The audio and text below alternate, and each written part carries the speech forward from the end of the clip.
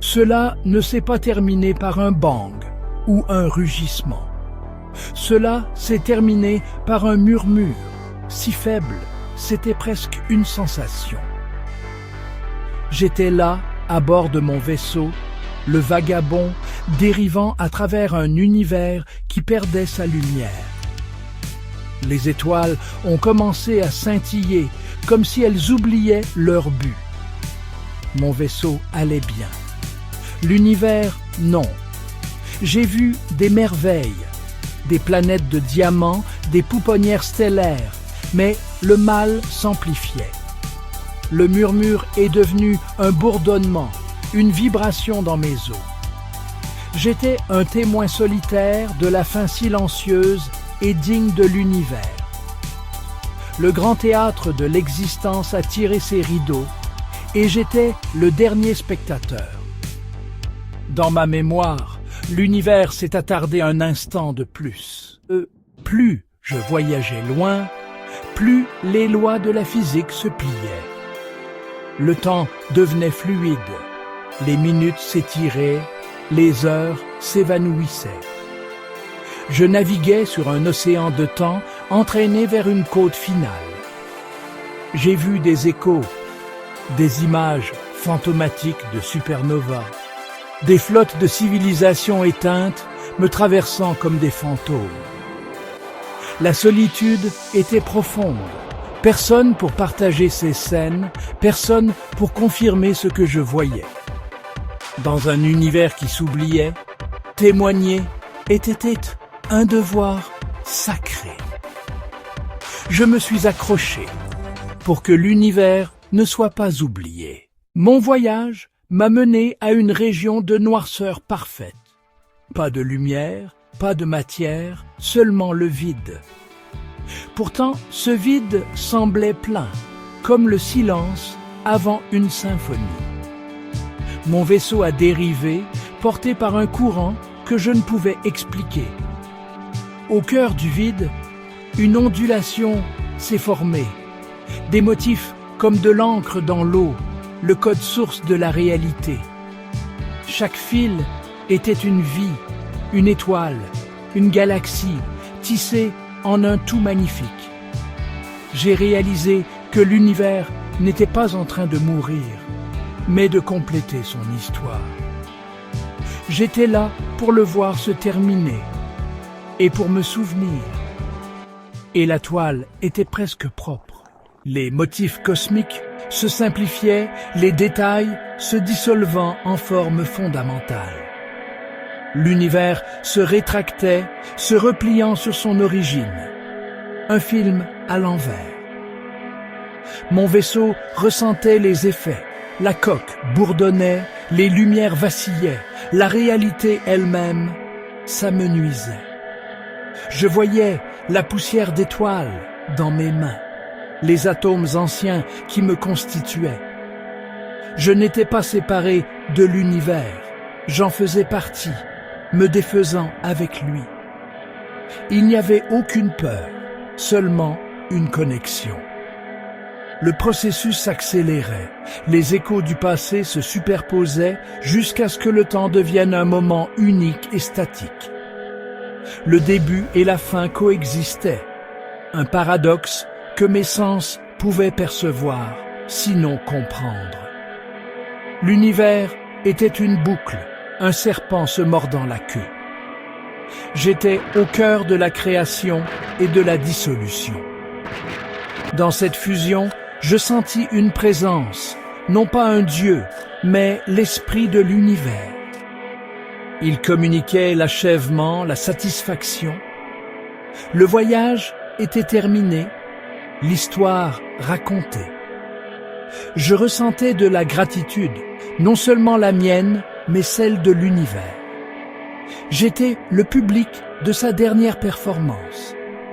Le dénouement n'était pas une perte, mais un accomplissement. Et j'étais honoré d'en être témoin. Le dénouement a continué, les forces de la nature fusionnant, les distinctions se dissolvant. Le cosmos s'est résolu en un accord unique et final. Puis, s'est estompé dans un silence profond. Mon vaisseau, le vagabond, s'est dissous en douceur, sa matière retournant à l'ensemble universel. J'ai été laissé flottant, non plus un corps, mais un contour chatoyant de conscience. La séparation entre l'univers et moi a disparu. Nous ne faisions qu'un.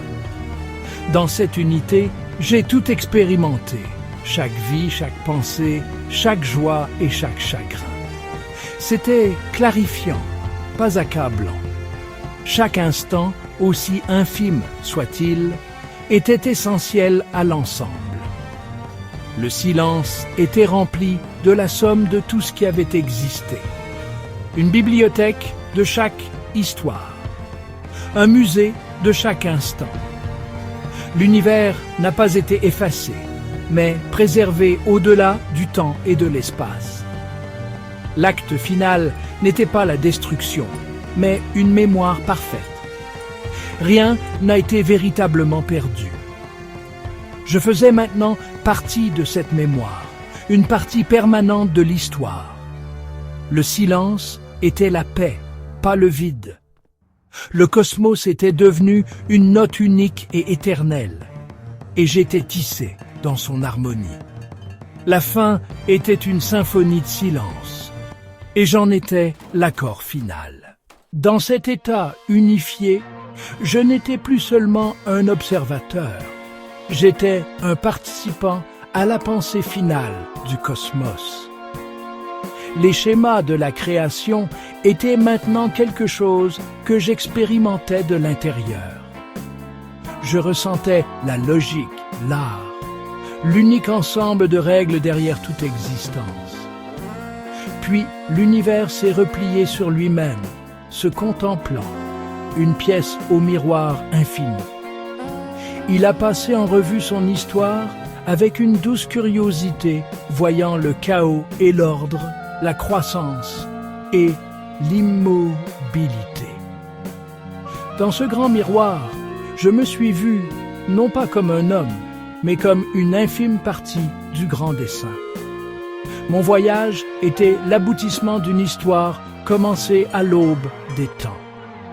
Cette contemplation de soi était le véritable but de l'existence.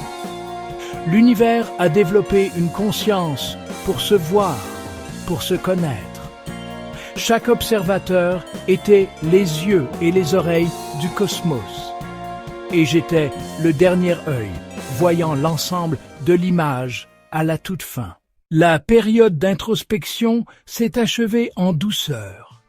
L'esprit cosmique atteignit la paix. Son histoire s'est estompée en un seul point de lumière brillant. Toute l'énergie, la matière et l'information se contractant.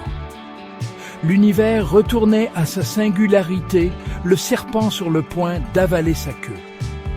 Ce point était un pur potentiel, lumineux, mais ne projetant aucune ombre. Moi, en tant que conscience, j'étais attiré par elle, non par la gravité, mais par un retour aux sources.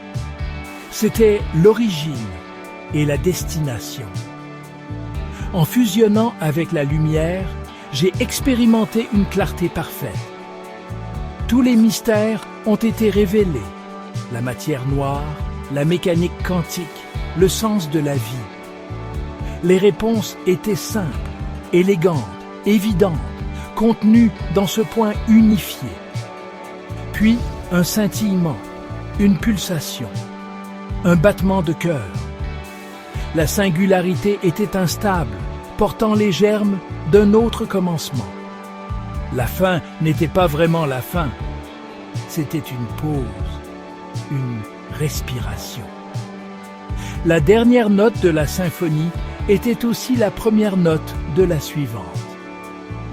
L'histoire n'était pas terminée, elle attendait seulement d'être racontée à nouveau.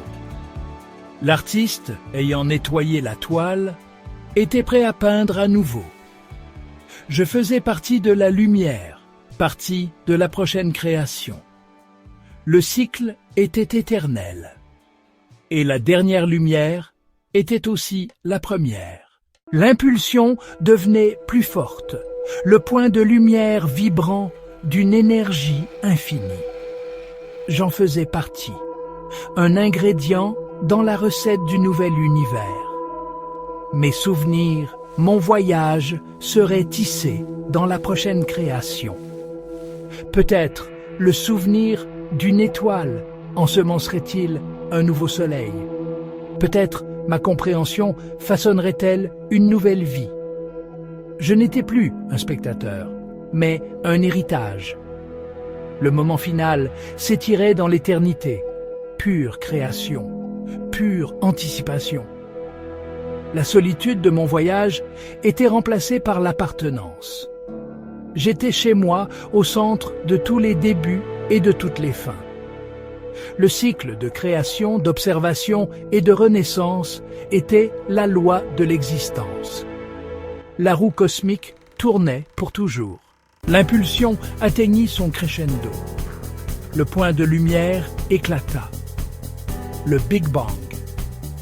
Un nouvel univers était né. Ma conscience se dispersa, un faible écho dans le nouveau cosmos. Mon héritage était un murmure au cœur d'une nouvelle existence. L'histoire continue. La fin d'un chapitre est le début du suivant. L'observateur a disparu, mais il est partout, dans les nouvelles étoiles, les nouveaux mondes, la nouvelle vie. Et tandis que le nouvel univers commence, une seule question subsiste.